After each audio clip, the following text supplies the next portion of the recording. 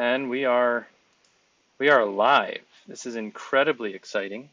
This is going to be a very special episode. I shared with Chris before we started to know each and every guest and each and every conversation is precious, but there are few people currently active who have influenced my thinking and given me pause, and also have been quoted. For anyone who's been listening to this podcast, you've heard me reference or quote Dr. Chris Constantino several times, probably more than anyone else. So I think that really speaks to my respect and appreciation for his work, for his examples, for his living example, and for the thoughtfulness with which he expresses himself. I'm thinking of when I interviewed Chris Mateo Rivera from Texas, and I complimented him on stuttering fluently, and he did a double take. And I said, yeah, look up what Chris Constantino has to say about that. And think about an episode I just recorded with my friend Dr. Joseph Cornett, and how one of the big turning points in his process was this moment where he was trying to figure out what's his goal. His goal is to stop stuttering. And I said, well, maybe you're 20-something years old and stutter is here. And maybe putting all this energy into trying to stop stuttering is creating a tension and a struggle in and of itself. What if the goal could be spontaneity? And I was just channeling and referencing Chris Constantino. And in ending that recording, I said, Joseph, you gotta let me go. You'll never guess who I'm recording with next. So it is truly a great honor and privilege to welcome Dr. Chris Constantino. I'll do a formal intro, and then we'll roll into the good stuff. But this is going to be a wide-ranging conversation touching on topics including spontaneity, one of Chris's great interests and contributions and studies, as well as talking about social model of disability and how that can be useful in our understanding and treatment of stuttering, as well as some nuance that I think is really needs to be heard. And I really enjoyed hearing from Chris as recently as just a few weeks ago in Washington, D.C. at the ASHA convention. So without further ado, let's jump into this episode of Transcending Stuttering. My name is Uri Schneider, and this is Dr. Christopher Constantino. He lives in Tallahassee with his wife Megan and his son Augustine. He's a speech language pathologist at Florida State University, works clinically with people who stutter, teaches classes on stuttering and counseling, and researches ways to improve the experience of stuttering. Most recently, he co-edited Stammering Pride and Prejudice, which if you haven't gotten yet, what are you waiting for? So without further ado, welcome, Chris. Thank you. I'm excited to be talking to you today. Yeah. I think this is going to be a lot of fun. So the first thing I always open with is, what's one thing you'd like people to know about you that doesn't show up on the formal bio? I love bicycles. I love riding my bike. I ride my bike to get around. It's fun. It's healthy. I see the city in a way that I wouldn't see it from a car window. And my son Augie is 2. He loves being on the back of the bike with me, and we just have a great time together. Is he able to see past you? Because you have pretty broad shoulders. He can see side to side, definitely. I think That's awesome. when he gets a little taller, maybe he'll be able to see over me. Well, I have fond memories of being in the kiddie seat behind my dad, biking through trails in New Paltz and places like that. That's great. So Did you grow up in New Paltz? I'm I gonna interrupt you. didn't. Did you grow up in New Paltz? No, you Okay. interrupt me, please. I grew up downstate in the Bronx, in the beginning by Pelham Parkway, and then in Riverdale, which is also part of the Okay. Bronx. And I'm from Poughkeepsie, which is right across the river from New Paltz. So my dad worked at New Paltz for several years before he was at Queens College, and Okay. it's one of his favorite places. So he always would go for hikes there, and Mohonk is imprinted in all of our mind's eyes, and the beautiful spaces there. And Poughkeepsie is also familiar to us, so another good connection. Mm-hmm. So we know where we want to go, and how we get there is going to be a process in and of itself. But why don't you just kick off with whatever my introduction or what we talked about before we pressed record, whatever that was touching for you, as I shared about the impact of your work in my thinking and clinically how it's made such an impact in the journeys of people that I get to meet who stutter. Yeah, so you mentioned uh, one of the ideas that I've been trying to develop that I've been calling spontaneity.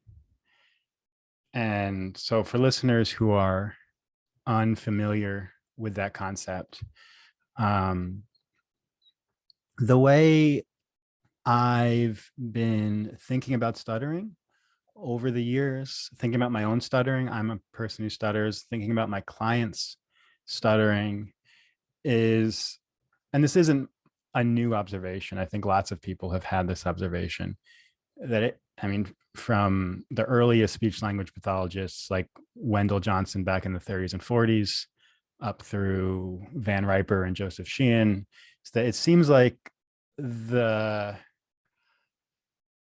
more people think about stuttering, the more people try not to stutter, the tenser their stutters are, the more effortful their stutters are. And there seems to be a cognitive dissonance between that repeated observation and then a lot of what we do in therapy, which seems to be encouraging people to think about their speech more and try not to stutter more through techniques that we might teach them. And so I was thinking about how, like, pedagogically, how can we teach people to think about stuttering in a way that might resolve that paradox? How do we help people who stutter uh, regulate speaking to the back of their mind rather than bringing it to the forefront of their mind? And so I was trying to, what my idea about spontaneity was to try to measure how salient speaking was to the speaker. So in terms of how much was their attention on speaking, like mentally, cognitively, and how physically effortful was speaking. And to see the effect of spontaneity on a person who stutters quality of life overall. And the results of my work were pretty clear that the more spontaneous people felt, the less of an impact stuttering had on their life, that they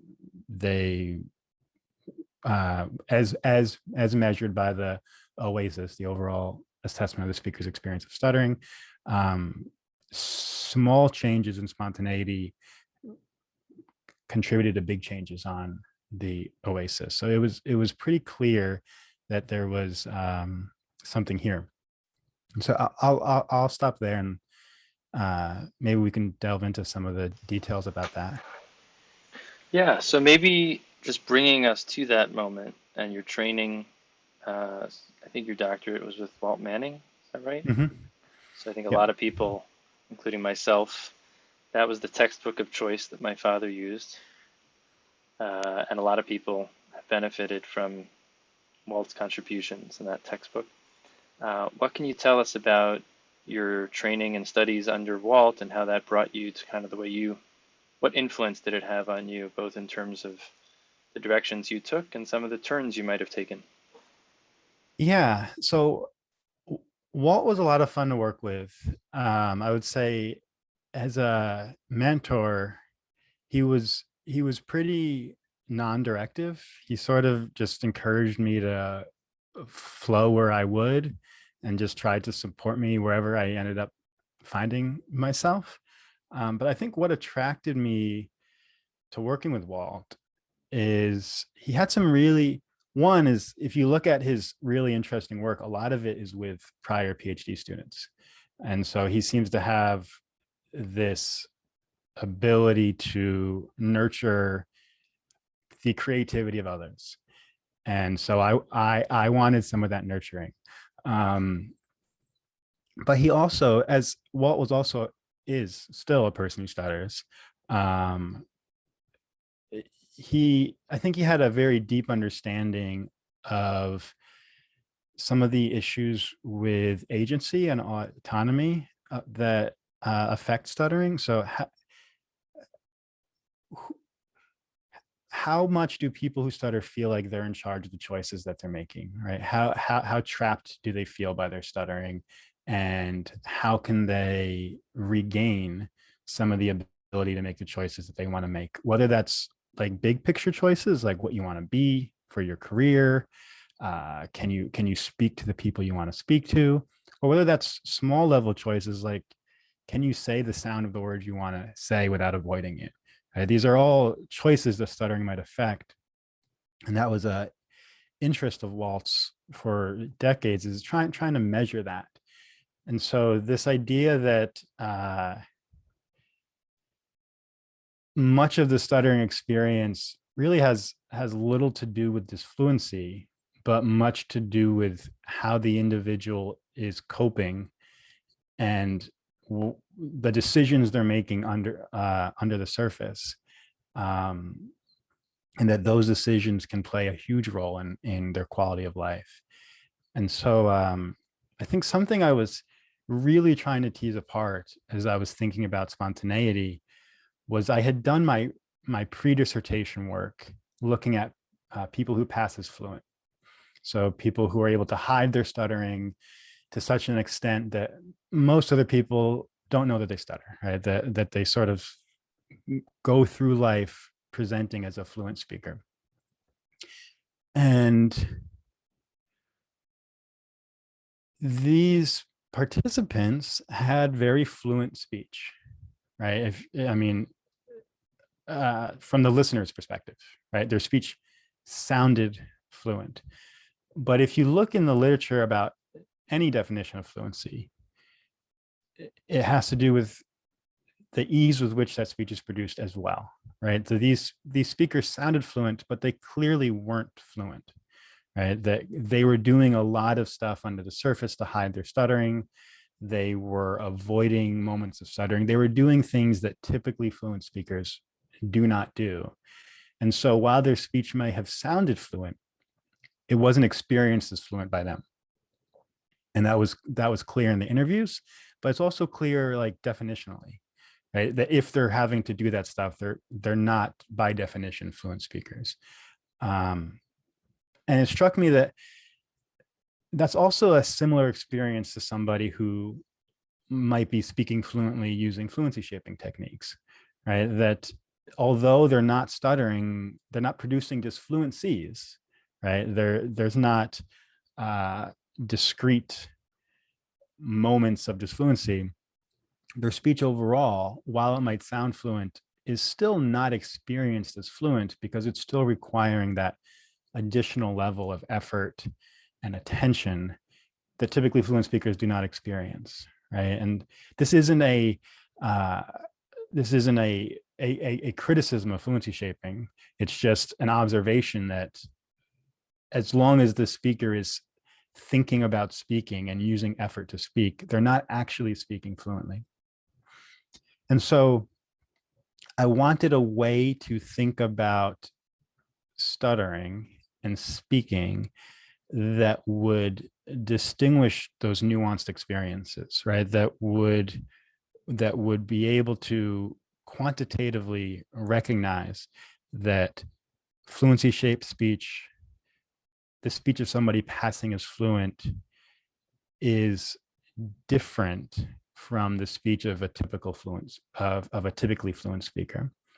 And so I was attempting to measure both presence or absence of disfluencies, like what we would typically do in stuttering, in the stuttering world, and call that fluency, but then also measure the subjective experience of how much effort and attention does speaking require.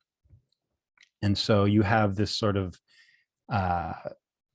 dual set of constructs on which speaking can vary, right? So a typically fluent speaker might be both highly fluent and highly spontaneous, right? They're not necessarily thinking about speech production. Whereas somebody who's stuttering, who's really struggling with their speech, they're getting blocked, they're getting stuck, they're wrestling with it, might be both low fluency and low spontaneity, whereas somebody who's passing might be highly fluent as measured by the listener, but have low spontaneity. But then what was really interesting is that opens up this fourth category, right? Of then is it possible to have disfluencies but still be spontaneous? And I think that's the most fun category because it opens up this perhaps alternative way of viewing therapy of can we help people who stutter to speak more spontaneously regardless of their fluency? And not that fluency is bad, but when I was measuring those things, fluency had no effect on OASIS, right? It didn't necessarily improve quality of life, but spontaneity did.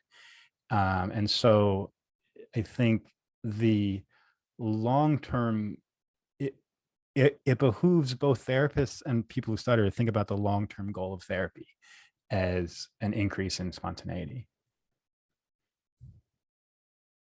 Oh yeah, I there just it pulled is. up an image.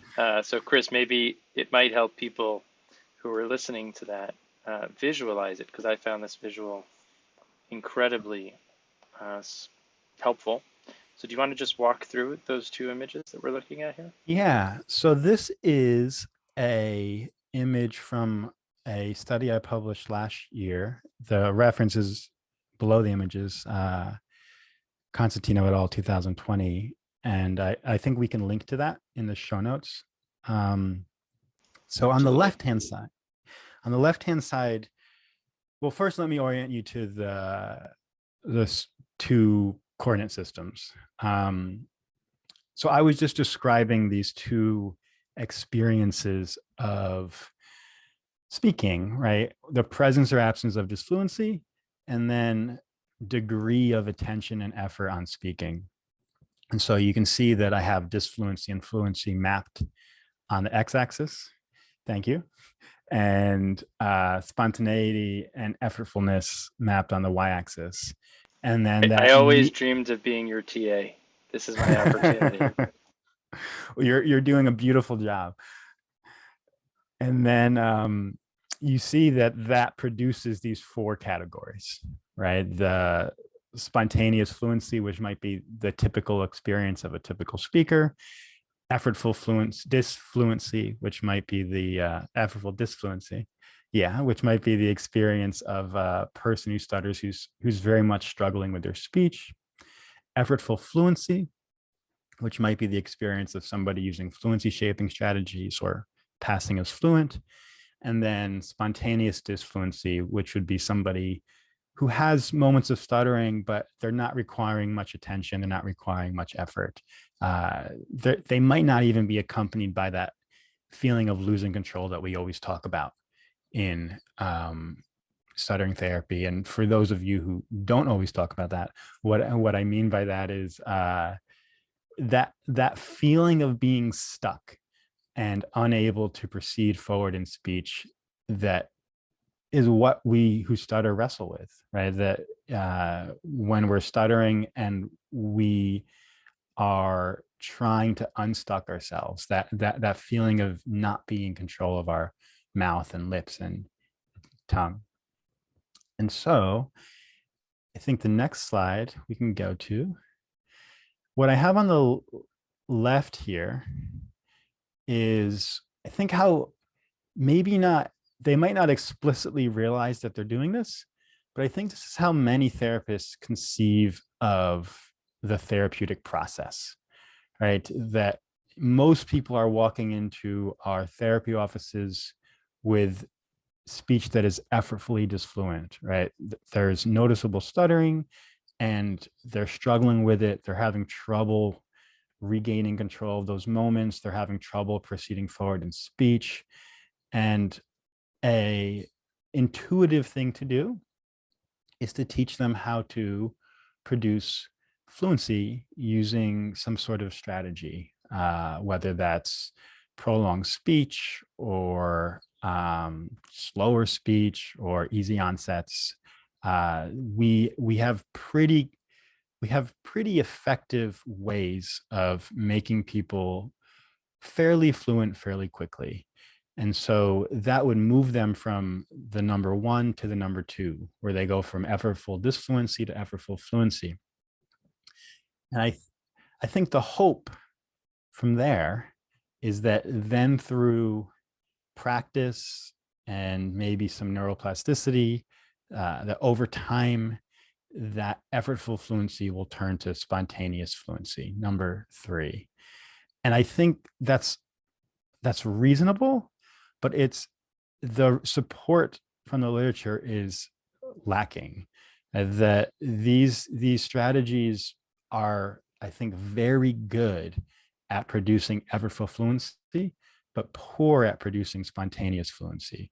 That you tend to have relapse once the speaking techniques become automatic, right? You see this a lot from people who go to intensive clinics where they might learn some strategies over the course of a couple of weeks and they leave very, very fluent. And then a couple of weeks later, a day later, a year later, they're stuttering like they used to.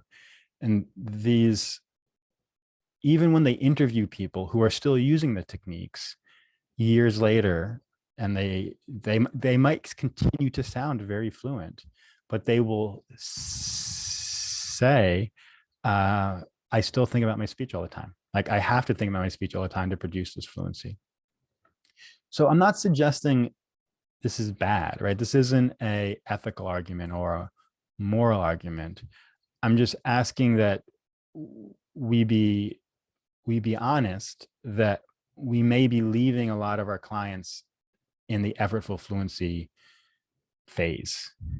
And what my research showed was that going from disfluency to fluency wasn't as important as going from effortful to spontaneous.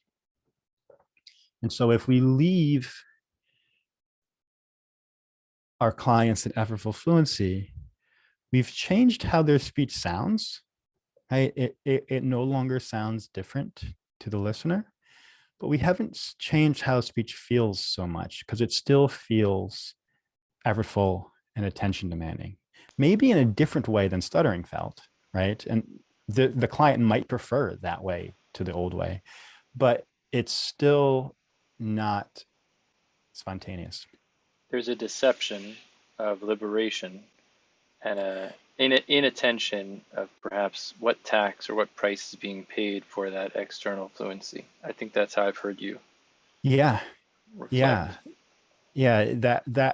That fluency is expensive, right? It's attention demanding, and so the graph on the right shows perhaps an alternative path to stuttering treatment, which focuses on spontaneity first and foremost, and allows fluency to happen as it might, or it might not.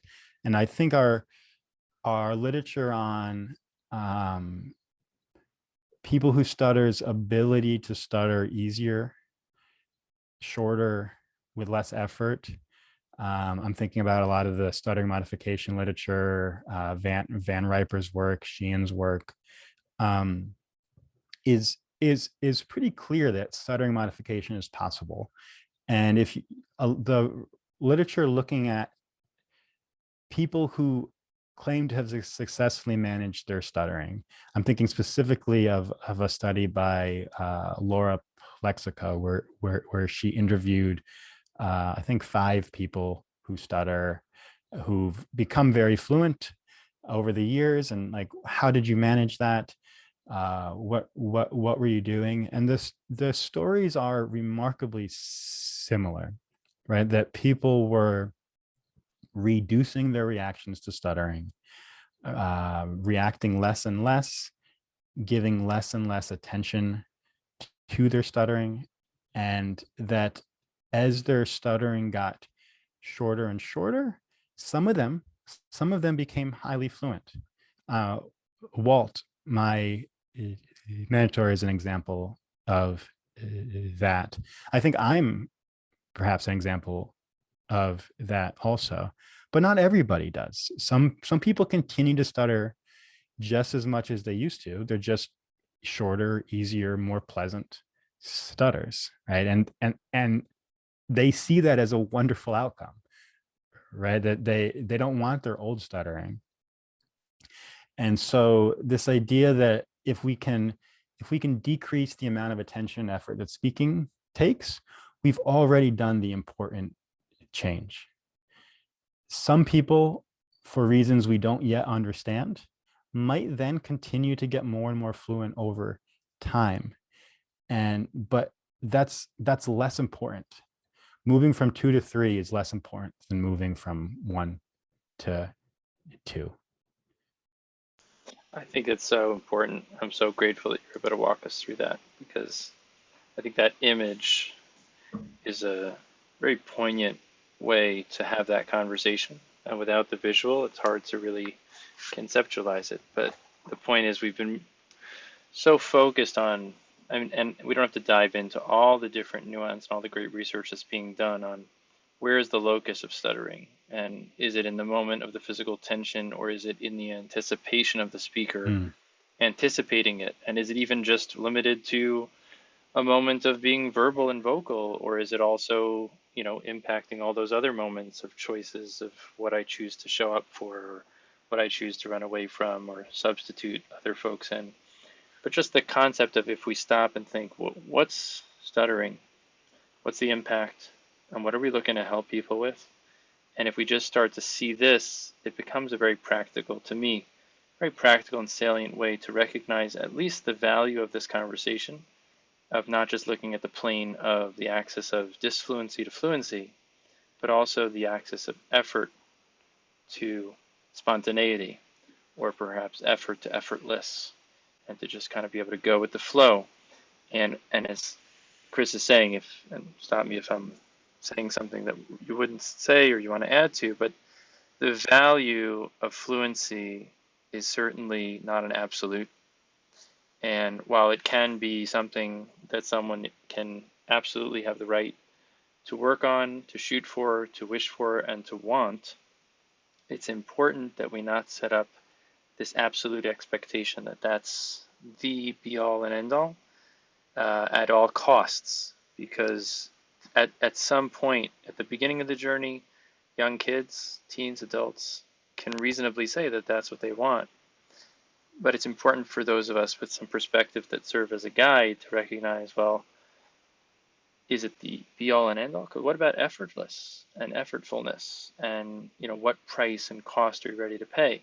As Chris said, if it's expensive, if you can be fluent, but you have to feel like you're walking a tightrope of strategies between two towers, it's still worth it, and like the trade-off, the idea of cost benefit, and conceptualizing it as these two axes can be incredibly helpful, I think, to frame it both from the research and conceptual, but I think it also dribbles into very practically, how do we assess where someone's at and assess them over time, and get a sense of being able to talk with someone where they're at, and also set up goals and exercises that are going to bring them to their personal promised land, whatever that's going to look like. But just broadening it from a one-dimensional to a two-dimensional, and recognizing the play between the two. Yeah, I think that's really important. And I just want to make clear to the listeners that it's not that fluency is bad, right? As I alluded to earlier, my speech has gotten much more fluent over the years, and I don't regret that, right? Like it's I don't it's not that fluency is bad, it's that it's less important, it seems, than ease of speech. And I suspect, I don't have the data to flesh this out, but I would imagine that the reason fluency did not predict changes in OASIS score was that sometimes fluency is achieved at the expense of spontaneity, right? That somebody is able to be fluent by thinking about speaking, by using strategies, by putting extra attention on their speech. And in those cases,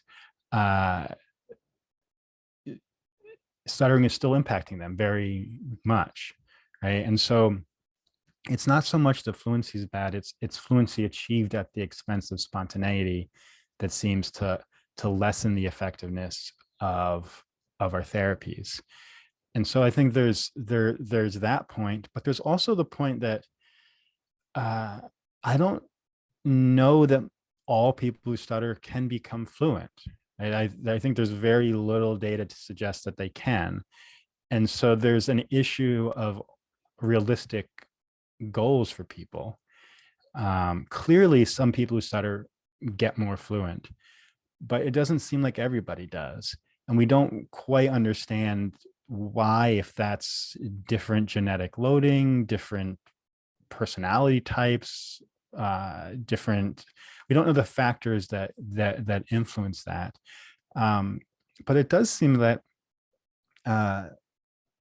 most people who stutter have the ability to stutter differently than they currently are, right? I don't see a reason why they couldn't. And so to increase spontaneity is available to everybody, right? And we know whoever walks through our office, we can help you with that. But we have no way of knowing, that I can make you fluent.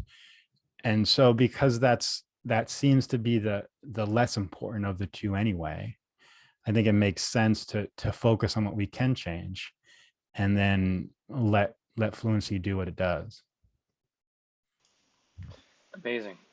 So with that as a backdrop, maybe you want to touch on the topic of that talk, neurodiversity. And Okay. that's really, hot, important, valuable for us all to really understand what that means and bring in that perspective into the way we meet people and meet the world and embrace and engage people around us. And I think there's a lot of value in the way it can inform the work that we do in stuttering, both for people who stutter and what they're looking for and how they advocate for themselves, as well as for those of us that are guides or parents or teachers or therapists for people who stutter. And I know that you added some nuance as to ways it could be helpful and then ways that we also need to be thoughtful to kind of couch that. If you want to just reflect on that, and I can bring up those slides if you want. Yeah, let me, that's a big topic. So let me just I think, introduce it, yeah, and then we can however you sort want to of, go with it, it is a massive topic, but there's no one I better just don't want to suited. ramble. You do what you do best, and we will listen. Please don't self-regulate too much. I'll take care of the time management. We're here to listen and to learn to your wisdom. Yeah, so neurodiversity was first talked about by Judy Singer, who is an Australian sociologist. I don't think she thought it was going to turn into the massive movement that it ended up turning into. She was working on her degree in sociology in Australia and wrote about this idea of thinking about different types of people, different neurotypes, people with different brains, different ways of experiencing the world, in the same way that we talk about biodiversity or ethnic diversity, that perhaps rather than trying to make people the same through medical interventions and therapeutic interventions, it might be healthy for society to have people who perceive the world and think about the world differently. And she called this idea neurodiversity. And at the time, she was really thinking about especially autism, but also things like dyslexia and ADHD. But it's the autism community that really grabbed hold of this idea and ran with it, and it became very popular on internet circles and has had a pretty profound effect on the autistic community as a whole. And I think a big piece of it was the idea that, especially for somebody with autism, because autism is such a pervasive part of who they are, and I don't mean pervasive in a negative way, but just in a holistic way, that autism affects how you perceive the world, it affects how you think about the world, it affects many aspects of who you are as a person, that it might not even make sense to talk about who that person is without autism, because that might be an entirely different person than the person with autism, right? That you see this embrace of identity first language amongst this community, calling themselves autistic rather than person with autism, because they insist that you can't separate my autism from who I am. And so to try to take away my autism would be in a way to replace me with a different person. And I think this idea was very powerful for a lot of people. It was a way to cultivate pride around an identity that was normally stigmatized. It was a way to begin to try to find value in being different. And so before long, you had lots of different other disabled communities trying to see if they could also make meaning from these ideas and how it might apply to their circumstances.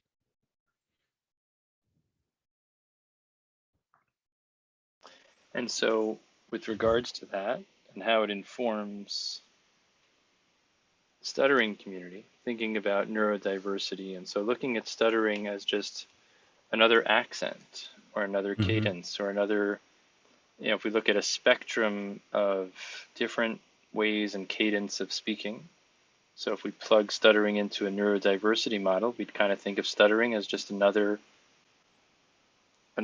notch on that spectrum of different ways that speech is presented. And some people would find that extremely welcoming and refreshing. And some people would look at that and say, well, wait, hold on a second. It doesn't seem like that's the way the world sees me with my stutter. Or a parent might say, well, hold up, like none of the other kids in the class are repeating sounds with lots of time and tension. So I think there's something valuable there. Yeah, and I just wonder if you wanted to reflect on that, because I think you have some thoughts. Yeah, I think it actually dovetails nicely into what we were talking about earlier in terms of spontaneity and fluency. I think a big insight, an important insight from the neurodiversity movement was that trying to make somebody normal doesn't always improve their life, right? So something the autism community has been very vocal about is that some of the things we do in treatment seem to not be geared at improving the quality of life of the person with autism, but making them appear more normal, right? Making them appear less autistic. And I think a really concrete example could be if you take somebody maybe with cerebral palsy who's having trouble walking, and they might benefit greatly from a wheelchair, right? You could give them a wheelchair and they could get around very, very well, assuming their arms are functional. But rolling around isn't as normal as walking around. And so they could probably also take crutches, right? But that might actually be a less efficient way for them to move around. And so the solution that was less normal might actually be the better solution.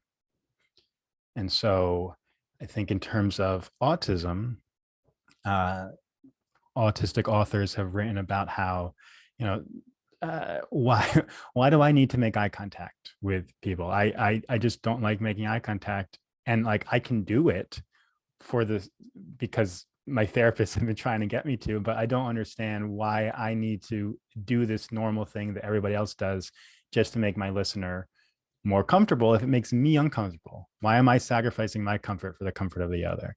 Or self-stimming behaviors, right? If I want to flap my arms and it's not bothering anybody, why can't I flap my arms just because it's weird? And so this this idea that perhaps the best way to help people isn't always to make them like everybody else. I don't mean like as in be fond of everybody else, but to act the same as everybody else. And if we think back on our To be similar, yes, be similar and thank you. fitting. Yeah. So if we think back about our conversation with stuttering, like we actually have empirical evidence that this holds, right? That making stutterers fluent doesn't always help them if that fluency comes at the expense of spontaneity. And so it can be really intuitive to think about disabilities in terms of what's normal and what's abnormal, and to try to make the abnormal thing more normal, right? That makes intuitive sense. If people who don't stutter don't have trouble physically speaking, then maybe if we make people who stutter more like people who don't stutter, it'll help them. But it's not that easy, and we don't actually have the power to do that usually, right? And so just like giving that person with cerebral palsy a wheelchair might be a better option than giving them the ability to walk through crutches, helping a person who stutters to speak spontaneously but still stutter might be a better way to help them than having them use effortful strategies to speak fluently. And so the idea being that we should focus our treatment strategies on improving their quality of life, improving their subjective experience before focusing on normalization or reducing the appearance of what makes them different. So this is an excellent way to back into the topic of disability and where it is located, how we conceptualize it. One of my favorite classes in undergrad was the sociology of disability, taught by Dr. Chris Rosa, not Chris Constantino. I was at Queens College, and it was one of my favorite classes. And Chris Rosa was someone who was involved in the Clinton administration. He was an advocate. He's a legend in his own right. And he's also a person who was getting around the campus in a wheelchair. And he opened up my eyes to what it would be like to live life in the position of a wheelchair, both in terms of your stature, in terms of your way you engage people at different heights, in the way that you enter a building and navigate the entrance of a building or the access of a place that just didn't have a ramp of access. And the concept of creating ramps of access was just a profound game changer for me. And I know that you, Chris, in advance of our conversation, and I think dovetailing and on the heels of this conversation about neurodiversity, the topic of disability, the location of disability as it relates to a person themselves, as it relates to the way the person engages the world around them in society. Would you like to share some thoughts as it relates to stuttering in that sense? I really like how you set that question up, talking about location of disability, because I think that's the right way to think about it. And I think that's how a lot of work in disability studies is thinking about it. And so it's not so much, is this person disabled or not disabled abstractly, but what is disabling this person, right? Where does the disability come from? And often we talk about models of disability in terms of ultimately where we think the disability originates. And so if we think it originates in the body, we usually call that the medical model. And the way to then intuitively ameliorate that disability would be to do work on the body, right? To give medication, do surgery, do therapy, to help the individual. Alternatively, another prevalent model is called the social model, which sees disability as a systemic societal issue, that society is built to accommodate certain types of bodies. And if you have a body that is sufficiently different from the norm, society might not accommodate you. And so to think about your professor, if all buildings on campus are built under the assumption that you are a walker and he is a roller, he cannot access those buildings, not because he uses a wheelchair, but because he was not taking into account in the construction of those buildings, or at least the entranceways of those buildings. And so this is often called a social model of disability. And these are, I think it's important for listeners to understand that, like, we can get bogged down in arguments here. And I very much am uninterested in those arguments. And As am I. And that's why this conversation can only happen with Chris Constantino. So we're going to go right for the practical, meaningful parts of this without getting into camps and arguments over minutia or taking sides. yeah, so I think models are useful for thinking about a problem, but they're clearly simplifications of the truth, right? And so I think the medical model is useful for thinking about bodily change, whereas the social model is useful for thinking about societal change. And I think you need both for most disabilities. And I think stuttering is no exception to that. That very clearly from the literature, much of what people who stutter struggle with is social in origin, right? That it's well documented that as children, people who stutter are bullied and teased. As adults, they have educational penalties, they have vocational penalties, they have trouble forming relationships because of stigma around stuttering. And so if these sort of attitudinal barriers are removed, the experience of stuttering should improve dramatically. At the same time, I think it would be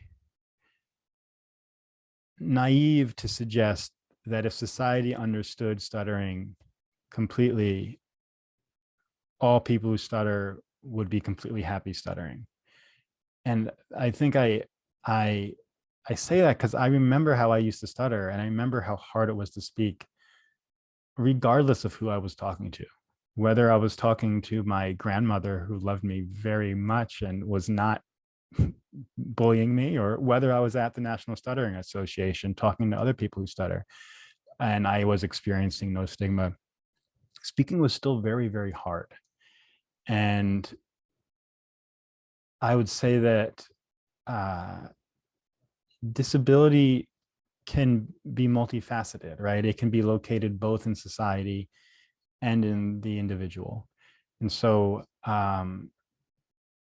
in addition to lessening societal prejudice, I think many people who stutter, I'm not saying they have to, right? People who stutter don't have to do anything. They don't need to go to therapy. But I think many people who stutter benefit from learning to speak more spontaneously, wanting to speak easier. And so I think there's room for both of those ideas.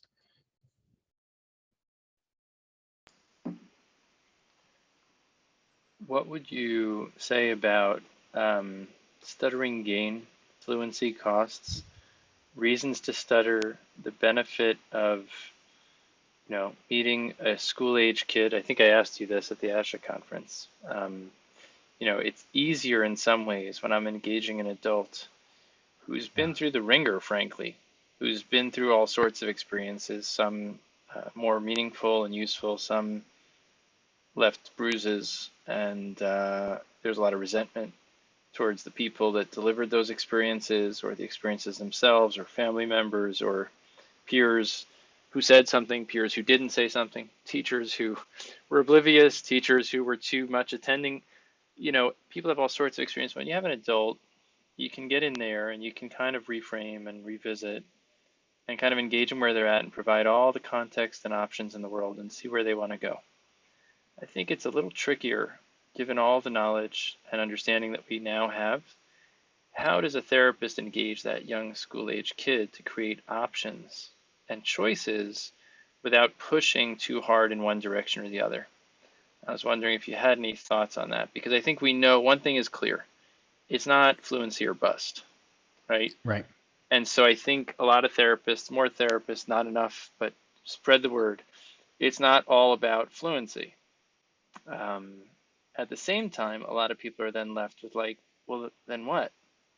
And what am I trying to do? So I think we're doing a really good job getting the word out there. It's not all about fluency, but as you said, it doesn't mean that fluency can't be a piece of it.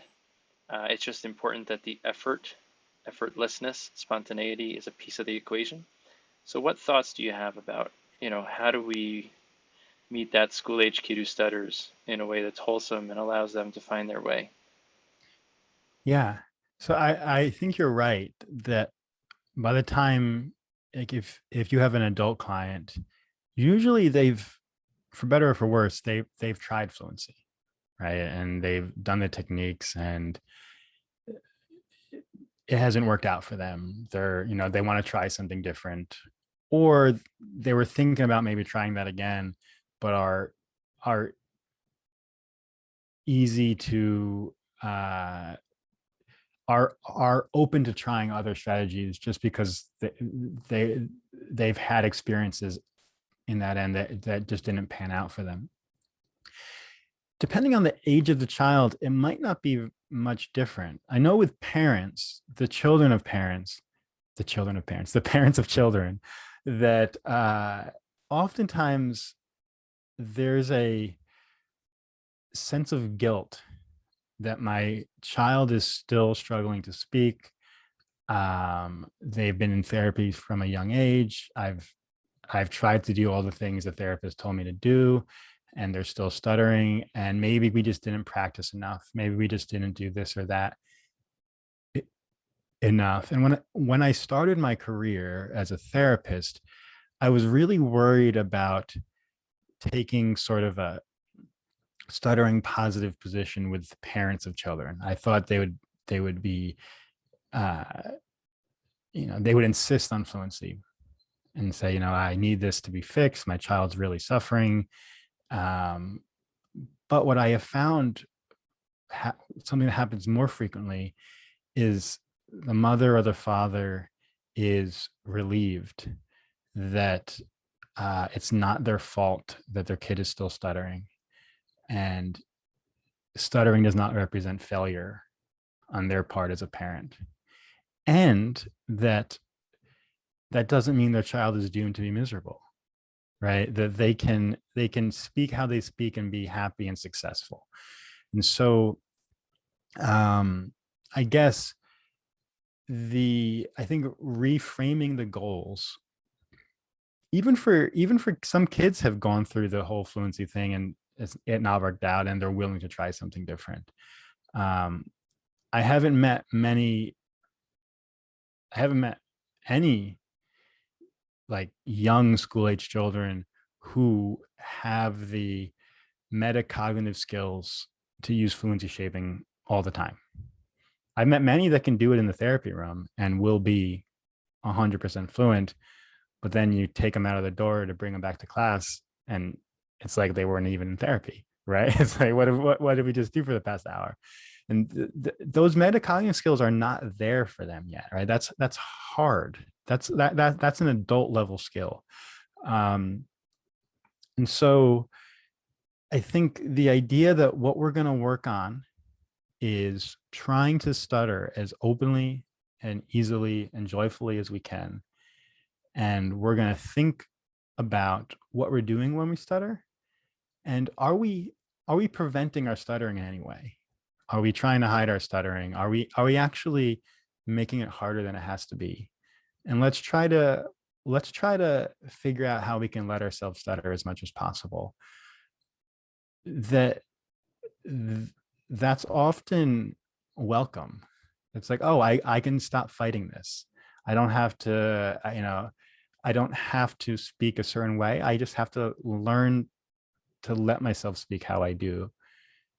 And I think therapy with children is often simultaneously reducing those reactions to stuttering and trying to prevent new reactions from forming, right? You're almost trying to play defense, right? That you know stuttering's hard. You know that they're going to receive teasing and bullying. And so how do we stay on top of all those ways they might try not to stutter, that all those ways they might make their speech pattern more struggled and more effortful, and continue to make sure that they're equipped to stutter as openly and easily as they can. How do we help them advocate for themselves? How do we teach them to talk to their teachers, talk to their peers about stuttering, respond to teasing and bullying, and do what they need to do so that they can stutter well. And you mentioned stuttering gain earlier, and the idea there is, I didn't originate with that idea. I just want to give credit where credit's due. that's fine. Yeah, no, I think the idea there is that I think sometimes I talk about this and people will say, but I would still rather be fluent. And I'm not suggesting with the idea of stuttering gain. I know I haven't explained the concept yet, and I will. I just want to preface it with this thought. The idea that I'm about to talk about isn't that stuttering is better than fluency. It's that stuttering is a normal human attribute. And by that, I mean it has nuance. It's not just monolithically negative. And it doesn't matter whether it's better or worse than fluency, right? What matters is that there's texture to this experience. And the way that we've been taught to relate to our stuttering smooths it out, right? It removes the texture because we only see the negative. It's like we're not able to fully experience all the nuances of it because we're so zoomed in on those bad experiences. And so the idea behind stuttering gain is that we have experiences because we stutter that we wouldn't have if we were fluent. Some of those experiences we wish we didn't have. I understand that. But some of those experiences are good. Some of those experiences we would miss had we never stuttered. And so I can't tell people what they gain from stuttering, but I think it's important for people to explore that, because if we can figure that out, if we can figure out what we gain from stuttering, what the way I usually put this is, it's easier to stutter if we have a reason to stutter, right? That we can react less, avoid less if the experience isn't totally negative, if there's something good that comes from this experience. And so I said a moment ago that, like, I can't tell people what they gain. I think this is highly individual, but I like to give an example of something that helped me a lot, of what I think I gained from my stuttering. And that was this feeling that stuttering was and is this incredibly vulnerable experience, that when I stutter, I'm stuck trying to communicate with this person in a very raw way, and they're witnessing this. And the more I can allow them to witness it, not try to hide it, not try to obscure it, not try to convince them I was just thinking, but if I can allow them to witness me really be stuck, that they've just seen something vulnerable, And by allowing them to see something vulnerable, a conversation becomes much more intimate. And there's an intimacy there that wouldn't be there had I not stuttered. And I can say, as my speech has become more fluent, that's I miss that. I miss those moments of eye contact while I'm stuttering, and the person is almost gently catching me. Right? It's almost like they're holding me as I'm trying to speak, and then it comes out, and we carry on, and we just shared something we wouldn't have shared otherwise. Those people who stutter always talk about the handshake that never ends, right? Where you go to introduce yourself, and you're always going to stutter on your name, and so you're trying to shake their hand and say their name, and the handshake might extend for a minute or two. There's something nice about that, right? You're holding somebody's hand. Pre-COVID, pre-COVID. Pre-COVID. Now it's a fist bump, so it doesn't take very long. No, but it could be a long fist bump or an extended right. extended elbow rub. Extended elbow rub. Yeah. So there's something there that and I think this maybe even dovetails back to the neurodiversity thing. It's not normal, right? It's not normal to hold somebody's hand for a minute when you're introducing yourself, but that doesn't make it bad, right? Chris, I hate to interrupt you, but I just want to say, so many people come in, they say, I just want to be normal. I just want to talk normal. And one way of reframing that could be like, well, what's normal? And right. And another way would be like, dude, you're too good for normal. Normal's boring. Normal doesn't excite me. I'm not attracted. Women, men, people are not attracted to normal. They like the extraordinary. There's something extraordinary. There's something outstanding. I think of Catherine Preston talking about, networking. Her stutter was at once a source of tremendous shame. It became a very memorable way to network. You remember that person.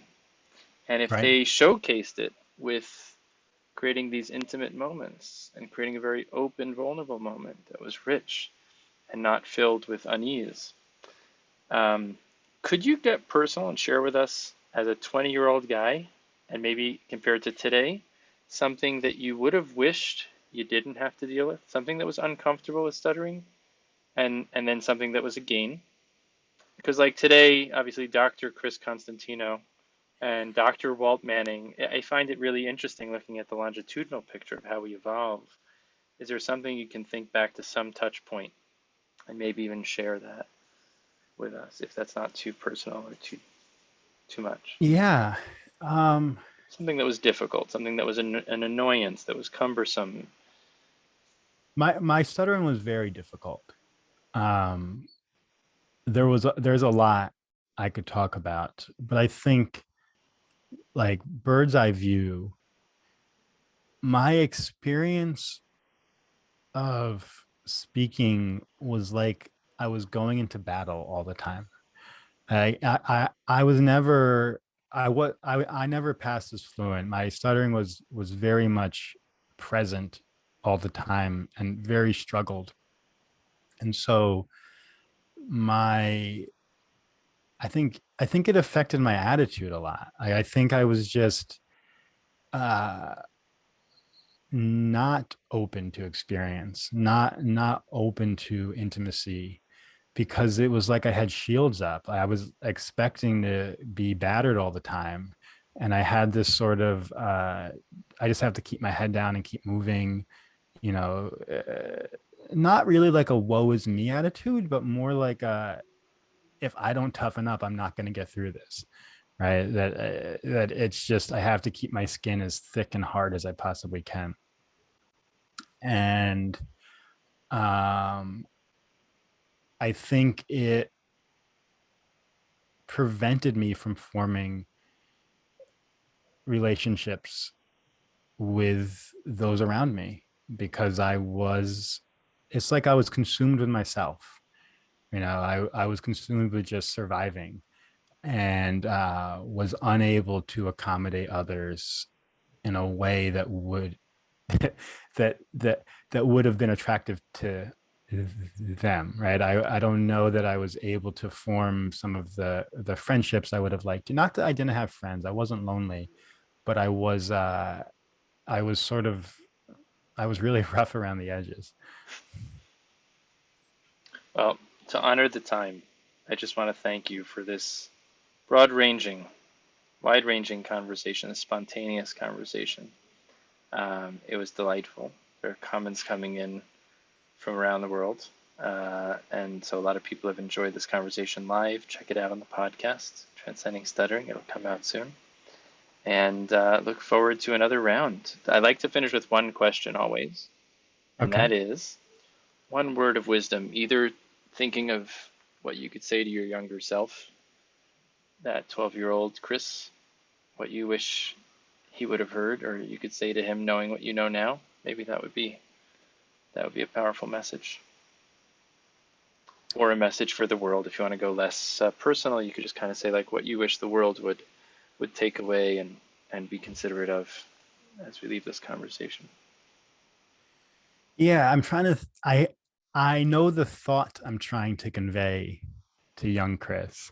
I'm having trouble making it pithy and clever. So I'm gonna Forget the make it pithy and clever. Go I'm intimate and gonna go make it raw. Just unclever.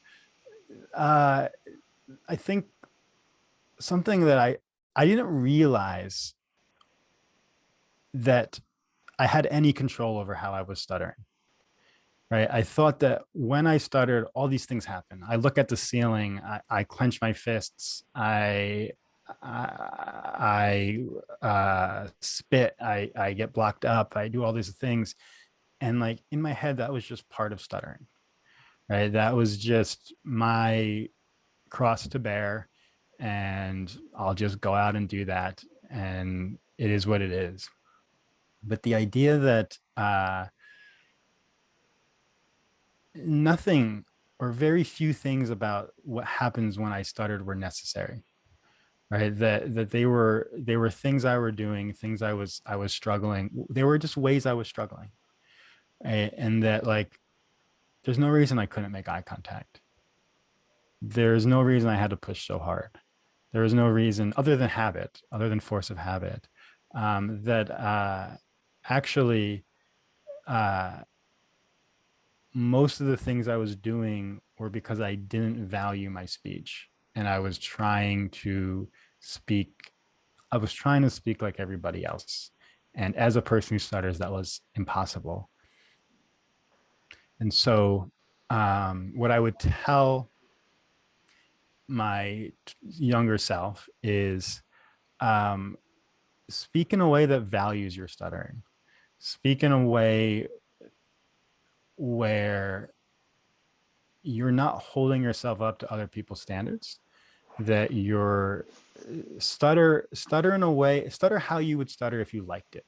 If you liked to stutter, would you still be doing all those things that you're doing if you wanted to stutter? profound, thought-provoking, raw, and always the way I leave listening to you, Chris. So I want to thank you the way we started. You did not fail to provide much thought and things to consider. People have commented as such, and I want to thank you for taking the time. If you feel this was a conversation that you got something from, we'd love to Yeah. hear your takeaways. Chris will provide some resources. We'll post those on the blog in the show notes so you can access some of the research that was mentioned and some of Chris's work that he feels would be relevant. And we'd love to hear from you. What resonated for you? What was provocative for you? And without further ado, please share this with your friends, drop a like and comment, subscribe, and we wish you a wonderful day. And talk in a way that values you, and talk in a way that values your speech, whoever you are and however you talk, because what you have to say is worth it. So thank you, everybody. I'll hit pause here.